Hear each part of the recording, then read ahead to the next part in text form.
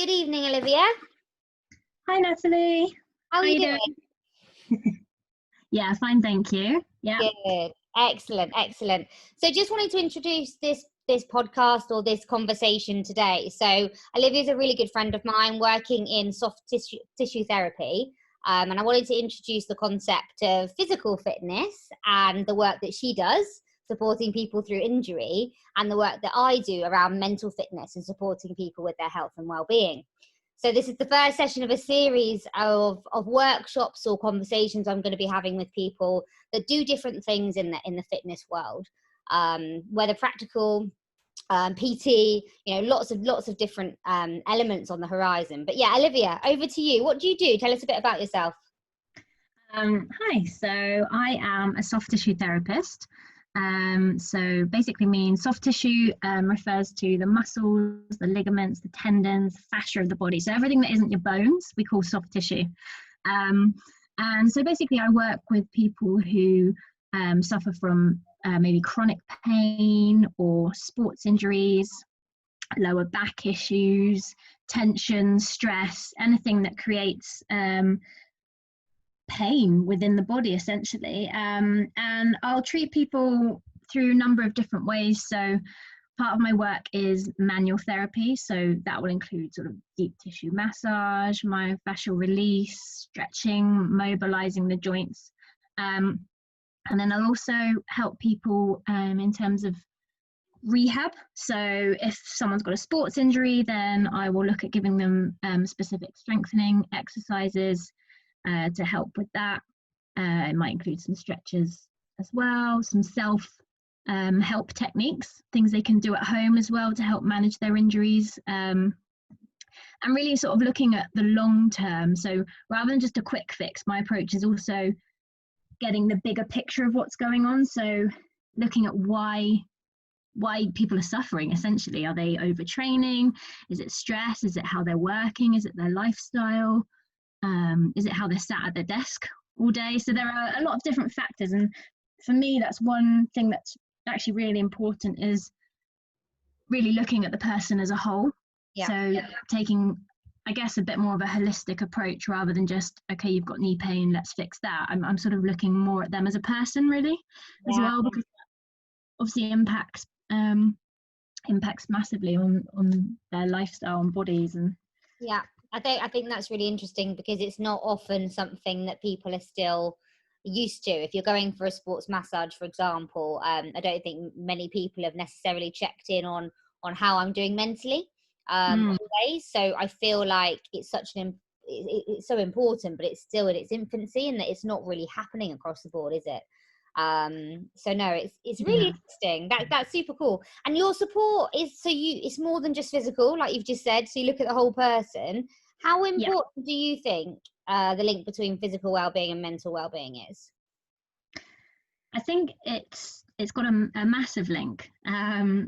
It's really important, because if you take the example of for example, a high-level athlete going through a sports injury, an athlete, for example, that might be their sole source of income, and they might have been training in this particular sport from a very young age, so they've dedicated their whole lives to this sport or activity.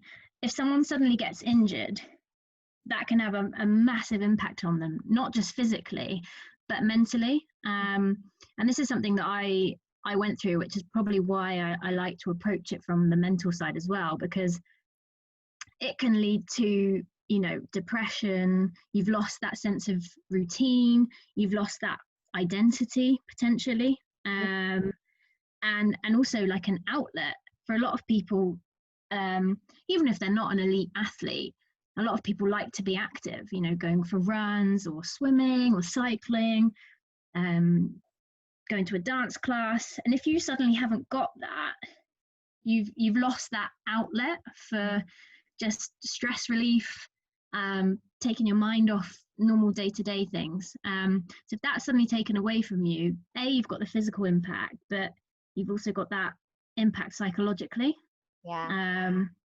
So there's a big link. And I think for me as a gymnast, I went through quite a few serious injuries, and a knock-on effect was the effect on my mental state, which was something that was never really considered or really treated at the time, but it had a huge effect on me mentally. So that's something now when I treat people, I really like to take that into account, because I know, having been through it, that you're not just treating the physical side, there's a big impact mentally. Yeah, no, I completely agree. And I think it is offered, isn't it, in terms of like talent management programs at like elite level, but it's for the outcome of the sport, so that they're going to be a better athlete. And I think it's not always the actual kind of the need of the athlete isn't at the center of that. And I think that's starting to shift, isn't it? But actually, traditionally, like you said, from when you were competing when you were younger, that support just wasn't there. That conversation wasn't happening, was it? No, not really. And I think actually I had a couple of interesting experiences. So with one particular injury, I remember going to see a physio, and I was due to take part in this big competition for gymnastics, and I was essentially told, well, you need to just rest and take time off. And at the time, like, that was a huge deal, because it's like, well, I can't not do this competition, and also, are you kidding me? Like, really? But there was just, that was it. And then it was kind of, I left the room and there was no follow-up support, nothing. And it left me really like really stressed out, I think. And then I came across a soft tissue therapist, actually, just by chance, through something that we were having on at school. So this is like 15, 16 years ago. And when I went to see her, the first thing that I really noticed was that she took into account how important my gymnastics was to me at the time. So not just that I needed to do these competitions, but also the impact that it was having on me psychologically and all of that. And she really took a genuine interest, I think, in my mental well-being as well. Wow. And that was the first time I remember experiencing something like that. I was like, wow, this person actually cares. Yeah, they're approaching it from the right place, actually. Yeah.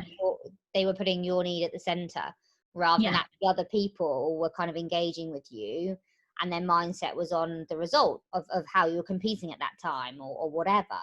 She probably had the distance to be able to come at it from a different perspective, and actually see you and see that you weren't coping at that time. No, that's really nice that you've had that, and then it's almost, it resonates with what you do now, because it's part of your story, which obviously explains why you're super passionate, really. And do you come across much of that, through the work that you do, in terms of kind of athletes in similar positions? I know you kind of work across a kind of whole heap of different different types of people, but have you come across that at all? Yeah, I have.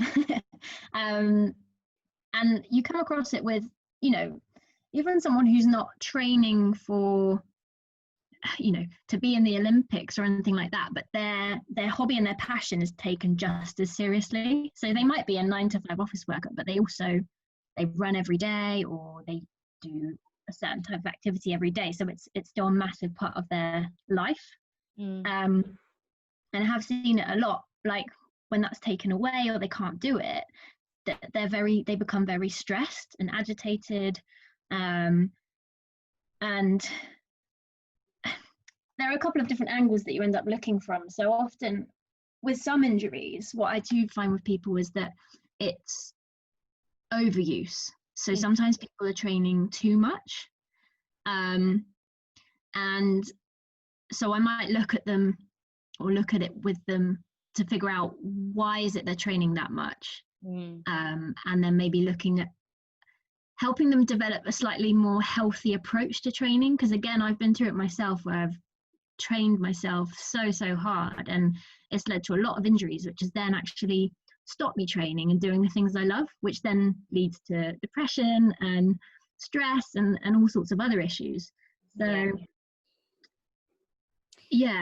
looking at it from that aspect is quite common, actually. And again, something that I sort of see in people, because I've seen it in myself.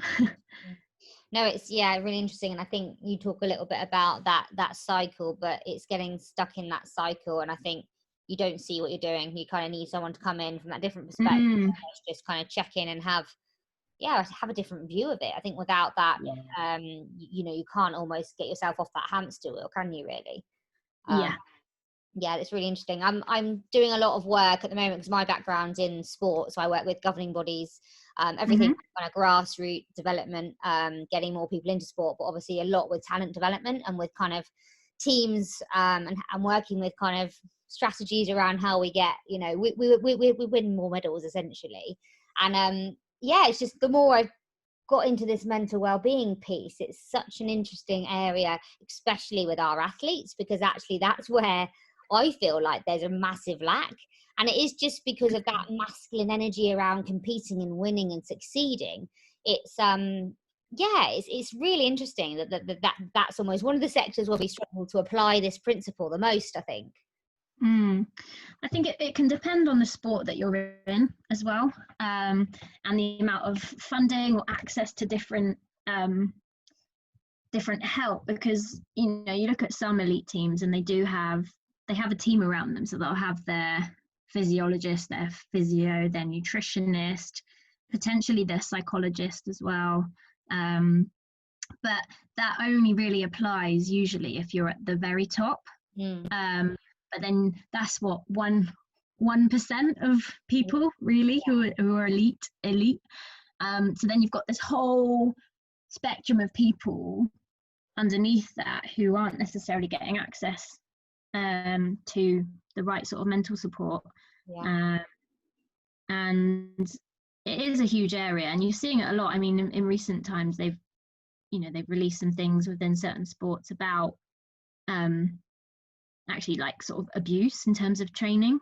Some things have come out recently, so I think there's an awareness growing about the mental impact of elite sport, and also how it should be approached to actually support athletes a bit better.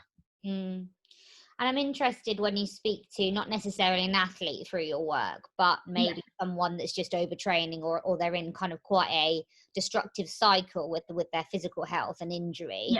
How do you try and almost introduce the language around mental health so that they actually kind of start to resonate with the idea that actually there's something bigger going on there? Like, is that something you find easy to introduce? It really depends on the person and sort of how open they are and how aware they are of what's going on, I think. I mean, one thing that I do talk about with my clients, like when I first meet them, I always I have quite an in-depth consultation with them to get an idea of them and their background, and if they're suffering from any anxiety and things like that, because there is a big link between when someone is highly anxious or depressed, you've got higher levels of stress hormones within the body, and actually then your sensitivity to pain is higher. So people who are stressed tend to feel more pain. That's so interesting, isn't it? Yeah. So if you're already stressed and anxious and you've got an injury, your mindset becomes very focused on that injury, which sort of feeds this pain cycle. So you see it a lot with the people who are very anxious and worried about their injuries tend to be, well, not even injuries, just shoulder and neck pain again because of stress. And they tend to be suffering more than someone who's taking a slightly more relaxed approach or who's a little bit more balanced in life in general. It becomes slightly less focused on that pain and injury. So the body tends to relax. And often with people, I mean, some of my treatment might be, it's more about desensitizing the body a little bit and just calming everything down. So some of the sessions might just really be focused on just the manual therapy and massage and just calming their body down, and reassuring them really as well. Like a big part of how I work is also, it's about how you talk to people. So your approach to working with them really affects the outcome. Yeah, and I think it, like you said, so much of it is instilling these foundations that take them away and give them the tools to kind of go and apply this stuff. And I guess kind of creating that calm through treatment is something actually, if you can lower that cortisol level in that moment with that person, you're starting to help them break the cycle of that stress cycle, inflicting pain, and then all of this being related. So I think it's really interesting, and I think again I feel like that's so unique, because I don't think I've necessarily had someone approach it like that with me, and I've had a whole host of different injuries over the years. So it's just nice to know that support's being offered, and it's I wonder how much they're kind of realizing, how much actually they are doing on the mental well-being piece as well as the physical, whether they're going to and seeing it as a physical treatment, or whether actually they're feeling the holistic benefit. I think just through my experience over the last few years working with lots of different people, and the feedback that I've had is that people have come to me, because they have a physical problem. That's usually what pushes people to see someone, because they've got to that point where they're in too much pain now and it's impacting their daily life. So they're seeking treatment. There aren't that many people who are in the preventative stage. So that's a work in progress. But so people come to me at that point and they're like, right, my ankle hurts, my back hurts, it's been hurting for months, I'm in agony, I can't walk, I can't get up. And then often what I have found over time through working with them is that we uncover all these other things that are actually impacting on their day-to-day life. And then the feedback that I've had is like, oh, I didn't expect for us to cover this side of things, or for me to understand this about how I'm impacting my own life. And so I found that often they've sort of said that they get a lot more out of it than they were expecting. And I think it really depends. It's so dependent on the therapist, because any person you see for anything is always going to bring in their own personal experience, and that will affect how they treat with someone, how they work with someone. So because of my experiences with injury and pain, I'm able to bring in my own, and it had such a big emotional impact on me that I'm able to bring that through in my work. Definitely. And I think a certain type of person will be drawn to you, won't they, that are looking at kind of a more of a longer lasting treatment plan with you, rather than just a kind of a quick fix. You're able to actually have that relationship over a longer term to then uncover some of this stuff. Whereas obviously if you're only seeing someone once or twice, it's very hard to get to that level with them, isn't it? Yeah, definitely. I think it's having empathy as well. I think people can really connect with you on that level. Again, that's going to be really dependent on my own personal experiences, how I can relate with someone. But I think empathy has a big part. Definitely. I kind of find it fascinating how sometimes people from different industries doing these kind of roles, where actually they're one-to-one with people, are actually fundamentally coaching. Really, they're actually supporting someone's emotional health, as well as maybe doing their hair or doing their nails. It's some of the people that are working in this kind of health and beauty or fit, that this kind of industry, that actually are kind of the people that almost can help people to talk. And I think that's why almost educating people so that actually they can then refer to various kind of other networks if someone does need help is really important. Because actually if someone opens up to you and then actually then it's not the right person or the right support's not offered, they might not ever open up again. And that network and support and knowledge to those individuals is really important, really, isn't it? 100%. So, I mean, obviously you've got to know your limits within your practice. So, if I get people who are telling me certain things, because I do find that people will open up. But if they are telling me something that I think, okay, actually, this needs to be dealt with by a professional within that particular area, then I will refer them on.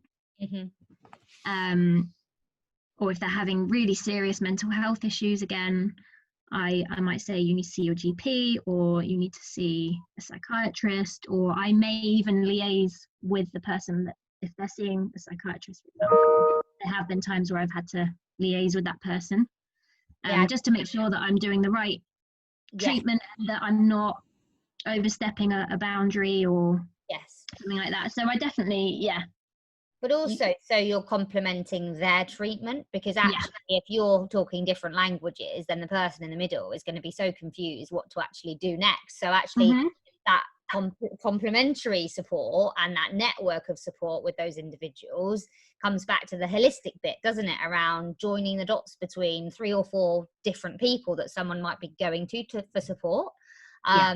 So no, that's really interesting. Okay, and my final question for you is, if you fast forward to 2030, what would great mental health awareness look like to you in your industry? Oh, in my industry, that's a tough one. I mean, I think it would be great to see more therapists taking a slightly wider approach in terms of treatment. I do feel that is happening, but again, it's so dependent on the therapist and their own personal experience. So difficult to say within my industry specifically, but in general, I think it would be great for mental health to be something really normal that people look after. Because you get people, you go to your dentist every 6 months for a checkup, you have an MOT for your car, but there's nothing in place where we go, oh yeah, I'm going to go and speak to a counsellor every 6 months just to offload or that kind of thing. And I think it would be great if that was just really normal. Like your monthly appointment, at the like you said, at the dentist, or for your car, it is your mental health well-being checkup, whatever that looked like. I think this is what I'm so passionate about as well. It doesn't look the same for everyone. For one person, it might be a yoga session with some of their closest friends once a month, where actually they just offload to their friendship group. To someone else, it might be that they need to kind of see a counsellor, or kind of go back and do some work on some of the kind of the inner child healing, or looking at bits that happened during their childhood or whatever. But actually, there's not actually a one size fits all approach when it comes to kind of mental health, and that's maybe why people don't get the right support. Having a toolbox, and then you can pick and choose what you need as and when you need it. That sounds incredible, doesn't it, really? Exactly. Yeah, no, and I think, again, with like the work that you're doing with the community that you've set up through the Wellbeing Girl is amazing, because that's providing people with lots of different tools to find what might help them. For example, you've done yoga sessions with Eden, which I've taken part in, and I've found really, really powerful. You've talked about journaling and astrology and all sorts of things that people might not have even come across. So I think it's about also opening people up a bit, and showing them the different tools, and then them finding, like you said, what works for them, because what works for someone doesn't necessarily work for someone else. But and being scared to fail. I remember back about a year ago, meditation was my first thing that I thought, well, I've tried the GP, I've tried this and this, and I still feel low. And meditation was the first thing really that I thought, what, this is going to be it. And I failed. Within the first 2 weeks, I found it so hard and I gave up. But actually, it's not being scared to fail, because actually that should be a fun process of finding out everything that's out there and then picking kind of what is your thing. But actually for me, that was a negative of, actually it put a massive barrier up, because I felt like I wasn't good enough or I couldn't do it. Hence, having that network to come back to of, actually I've tried this and it didn't quite work for me, and then someone else to say, hang on a minute, this might work. That constant support and community I think is so important. Different things work at different times for people. So I've been meditating sort of on and off, I don't know, I'd say maybe 8 years, but like really on and off. And it's only probably more recently, especially over the last few months, that it's actually become like a much more regular thing in my life. Because sometimes it's just, you're not ready for it, or you need something else first, or so they find you when they're meant to find you as well. Well, I remember reading kind of one of the kind of really strong, I think it was A New Earth, one of the strongest spiritual books about 2 years ago, and it didn't land. It was like reading another language, but actually I read it last month, and it completely resonated. I think sometimes, like you said, it's actually the right thing being the right thing at that time, but actually knowing kind of that sometimes you've got a feeling that you need to go back to something or revisit something that might work. So no, it's really interesting. There's a saying, you can lead a horse to water, but you can't make it drink. Yeah. Something like that. Have you heard that one? Yeah, so true. Yeah. So no, it's been so good talking to Olivia. Thank you so much. Thank you for having me. Honestly, I feel like we've covered so much in, just over 20 minutes. So it's, incredible. Yeah. And let's definitely talk again soon. But I hope everything goes well with getting yourself back up and running, because I know we've been kind of a bit out of action the last few months. So good luck with the salon kind Thank you so much. The next few days in the salon, really. Yeah, thank you for having me. And hopefully we can talk again. Like you said, we covered so much. I think you could pick one of those topics and talk for another hour. Definitely. Have a nice evening. Thank you, and you. Bye.